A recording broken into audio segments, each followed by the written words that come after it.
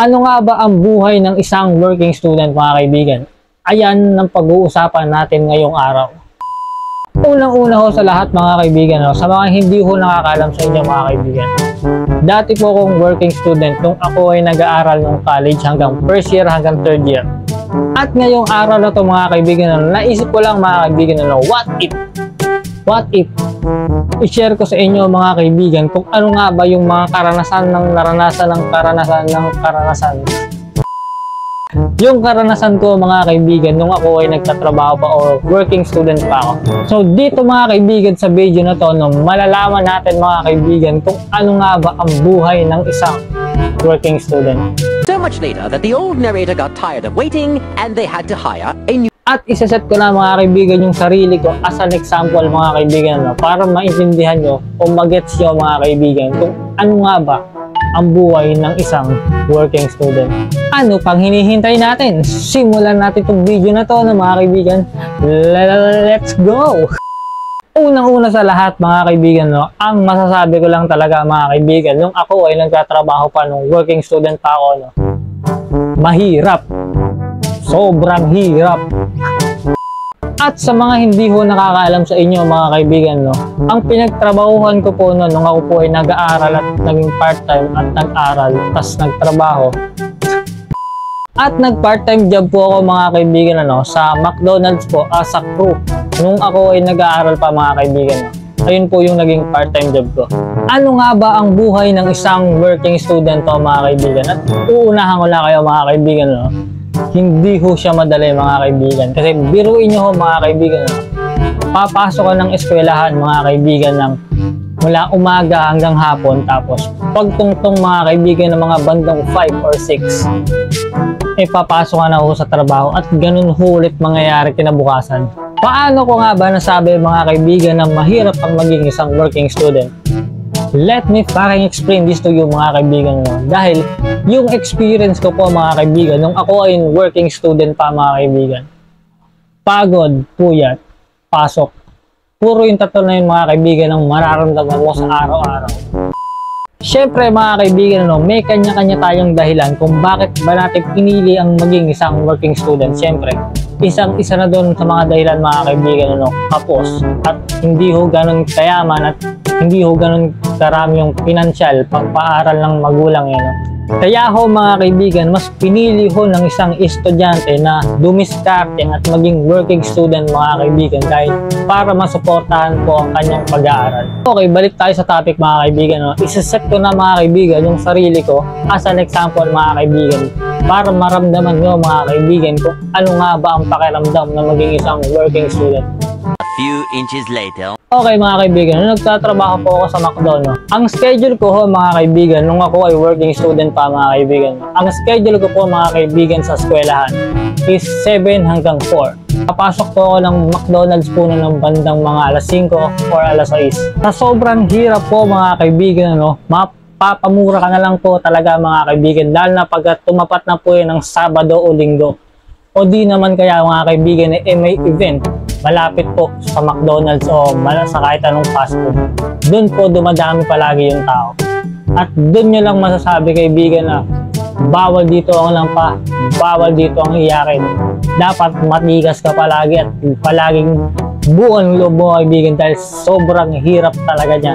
Dahil nung ako ay nagtatrabaho pa, mga kaibigan, sa fast food o sa McDonald's, mga kaibigan, gusto kong maiyak. Gusto kong maiyak. Lalo na, mga kaibigan, pagka sobrang dami talaga ng tao, mga kaibigan, dahil alam na alam, mga kaibigan, ng mga nagtatrabaho kanya sa McDo. Alam nyo yun, mga kaibigan, sa sobrang hirap, mga kaibigan, mapapaluha ka na lang talaga, mga kaibigan. Pero sa kabilang banda, mga kaibigan, sa sobrang hirap man, mga kaibigan, ng pagtatrabaho mo sa working student, mga kaibigan, lalo na, mga kaibigan, yung mga nasa fast food, isa sa mga natutunan ko, mga kaibigan, ang maging matyaga, masipag, at hindi sumuko, at palagi kang dumiskarte at huwag kang titigil hanggat kaya mo. Pero alam nyo, mga kaibigan, kung alin ang masarap sa pakiramdam pagka nagtrabaho ka sa fast food.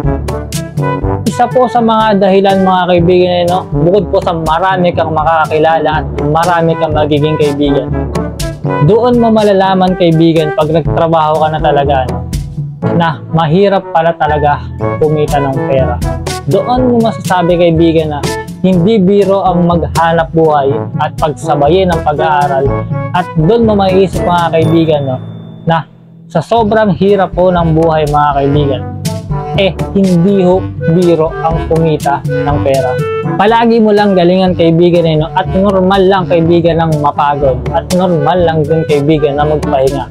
Ganito lang yan kaibigan Pag napagod ka, magpahinga ka, matulog ka, tas kinabukasan, laban ulit. Ganoon lang. Huwag kang mapapagod kaibigan, palagi mo lang galingan.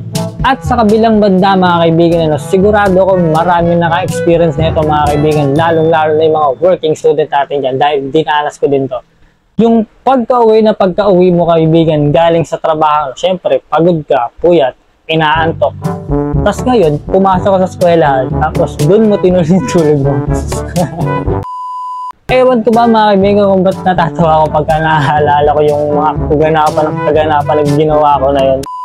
Balik tayo sa topic mga kaibigan at ayon mga kaibigan sa aking experience nung ako ay nagtatrabaho pa. Gaano siya kahirap mga kaibigan? Sobrang hirap po mga kaibigan, dahil alam nyo ba mga kaibigan na 3 araw akong nilagnat. Ano siya mga kaibigan, noong December pa to. Noong December, nung magpapasko na mga kaibigan. Ganito yun mga kaibigan, tuwing pagpasok ng bare months mga kaibigan, lalo na pagpasok ng December 20, nandun na po lalabas yung mga ELEPO.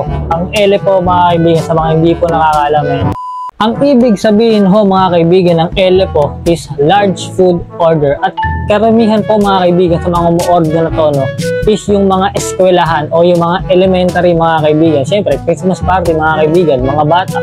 Ano hinahanap? Chicken joy, manok, rice, spaghetti. Alam mo kaibigan kung alin yung pinakamalala doon, kung ilan yung inabot mga kaibigan ng order na yon. Umabot po siya mga kaibigan ng 10,000. Kunyawa. Yung wala pa rin kaming tigil mga kaibigan sa pagbe-bread ng manok, kahit mukha na kaming zombie lahat dahil wala pa kaming matitipong tulog dahil sa ELEPO na yun. Doon ka na lang mga kaibigan mapapaiyak dahil sa hirap at sa dami ng order mga kaibigan. Sa sobrang hirap po mga kaibigan, i-describe yung hirap na dinanas po lalong-lalo na mga working student mga kaibigan. Isa lang ang masasabi ko, mahirap talaga. Parang hirap enjoyin ng trabaho mga kaibigan pagka 10,000 yung in-order sila. Ngunit sa kabilang banda mga kaibigan, ano nga ba ang natutunan ko nung ako ay nagtatrabaho pa sa McDo? Sigurado ako mga kaibigan maraming makaka-relate sa mga nagtatrabaho sa fast food yan, lalong-lalo na sa McDonald's mga kaibigan. Dahil doon po mga kaibigan ang unang-una ko sa lahat mga kaibigan, palagi kang sasagot ng thank you. Ayun po yung pinaka-iconic na word doon, thank you. Kunyari mga kaibigan, for example lang mga kaibigan, tinawag ka ng manager mo mga kaibigan at may pinapakuha sa'yo sa freezer mga kaibigan, at alam mo magiging sagot mo lang doon, thank you, iconic, thank you, thank you, thank you, thank you. Hindi naman ho mahirap mga kaibigan. Actually mga kaibigan, hindi ho talaga mahirap ang maging working student. Alam mo kung bakit? Hanggat meron kang dahilan mga kaibigan para maging working student, hindi ka tatama rin dahil may sarili kang motivation mga kaibigan. Kunyari, gusto mong makapagtapos at meron kang pangarap. Siyempre, lahat naman tayo meron nun. Ayun yung magiging motivation mo mga kaibigan pagka ikaw ay nagtatrabaho na at mas pinili mong maging working student mga kaibigan. Kaya dun ko masasabi mga kaibigan na hindi mahirap ang maging working student hanggat meron kang rason para gawin yun. Hindi ko ho nilalahat mga kaibigan, na ulit ko, hindi ko ho nilalahat mga kaibigan dahil may napansin po ko mga kaibigan na maraming tao mga kaibigan ang minamaliit ang mga working student. Hindi ko ho nilalahat mga kaibigan, hindi ko ho nilalahat. Unang-una ho sa lahat mga kaibigan, paano mo minamaliit at bakit mo minamaliit yung mga working student ha? Kesyo ba may nakasupport sa'yo sa pagpapaaral mo at sila wala, ganun ba? O kesyo ba mga kaibigan na ang rason may magbabayad para sa iyo pagka may bayarin ka sa eskwelahan, at yung working student naman ay kailangan pa nilang paghirapan yung pambabayad nila sa eskwelahan. Ganun ba? Ang masasabi ko lang sa iyo, kaibigan, kung nang mamaliit ka na mga working student, buwa ka ng shit ka. Babwa ka ng shit ka. Kasi ho mga kaibigan, kung inaakala nyo ho kaibigan na madali ang maging working student, dyan ho kayo nagkakamali. Kasi ho mga kaibigan, kung ako ang tatanungin, sobrang hirap po talaga maging working student. Biruin nyo ho mga kaibigan, papasok kayo sa eskwelahan, pagod, puyat, galing kasi sa trabaho. Tingin nyo ba mga kaibigan, yung mga spoiled brat dyan, tingin nyo ba kakayanin nyo kaya yun? Kakayanin nyo kaya yun? Uulitin ko ho mga kaibigan na hindi ko ho nilalahat. At ayon sa experience ko mga kaibigan, kung naranasan nyo to, sigurado ko maraming nakaranas na working student ito. Na ang pinakamataas ko lang mga kaibigan na naging grades 80 lang. Tapos may dalawa akong bagsak nun. A wise man said mga kaibigan na ang former president natin mga kaibigan na si President Rodrigo Roa Duterte mga kaibigan. Di ba ang sabi niya mga kaibigan na hindi mo kailangan kaibigan ng mataas na grades. Makapasa ka lang, okay na. Kaya huwag ka ho panghinaan ng loob mga kaibigan kung may 75 ka, 76 ka, 77 o bagsak. Ang mahalaga lang doon mga kaibigan may natutunan ka at hindi ka susuko at hindi ka titigil.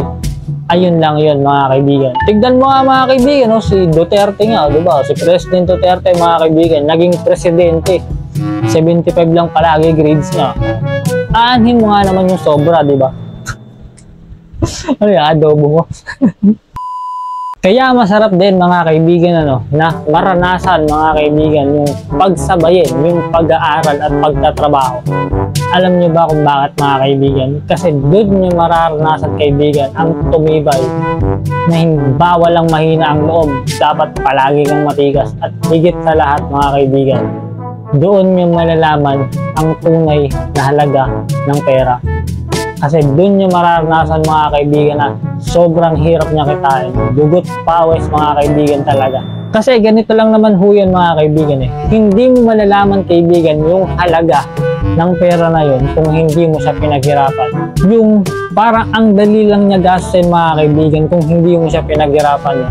Pero kung pinaghirapan mo siya mga kaibigan, doon mo malalaman yung halaga niya. Na parang sobrang hirap niya gastusin, dapat may kalagyan to at dapat may mapupuntahan tong pera na to dahil pinaghirapan ko to. At sa mga working student dyan mga kaibigan, salute ako sa inyo mga kaibigan dahil alam ko mga kaibigan at naranasan ko mga kaibigan yung hirap na dinaras nyo nung working student pa dahil naging working student din ako nun. Kaya ang masasabi ko lang sa iyo kaibigan, palagi mo lang ganyan, palagi mo lang pangigilan at alam kong kaya mo yan kaibigan. Huwag kang susuko dahil alam kong may rason mga kaibigan yung paggalaw mo ng pagiging working student na yan kaibigan. Alam kong may rason yan at alam kong para sa pangarap mo yan kaibigan, kaya hindi mo kayang huminto. Kaya alam kong kaya mo yan kaibigan. So paano ba yan? Hanggang sa muli na lang ulit mga kaibigan, sa ulit-ulit lang ulit-ulitin mga kaibigan, sa ulit-ulit. So yun lang mga kaibigan, paalam sa inyo. Bye-bye.